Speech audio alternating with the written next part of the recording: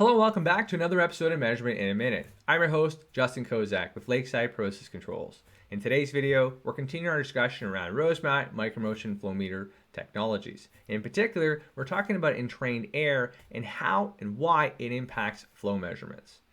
To understand this, we have to talk through something called the decoupling effect. And the decoupling effect is really the extent to which bubbles move with respect to the surrounding liquid. Now, when we have a single phase flow, it is a very simple situation where we have liquid traveling through our Coriolis tubes. Those tubes are oscillating at that resonant frequency for that mass flow rate, and the center of gravity is really in the center of those tubes. When we introduce gas into this mixture, that's where we have trouble. What you can see now is as these tubes are trying to oscillate, we see the center of gravity for the liquid and the bubbles kind of flip-flopping across from each other.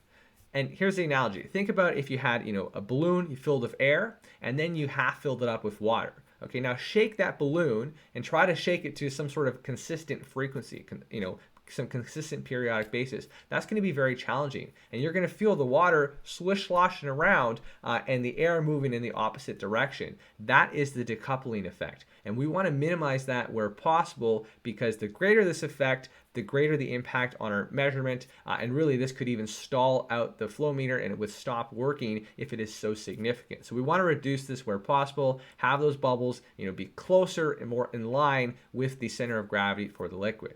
So how do you do that? We do that through trying to increase something called the inverse Stokes number. And we're not going to get into the fluid mechanics of what the inverse Stokes number is, just to understand it's one of the best indicators for performance in two-phase flow situations. And again, we want to increase this number as high as possible to reduce that decoupling effect and to reduce our measurement errors. So here's how you would calculate it. It is the square root of 2 times the kinematic fluid viscosity divided by the particle radius squared times the frequency. So if we were just playing around with math here and we want to make that overall term bigger, that means we'd have to either increase the top term or we have to reduce the bottom terms. Now, kinematic fluid viscosity is probably not the easiest thing to change, but the bottom two are a little bit easier.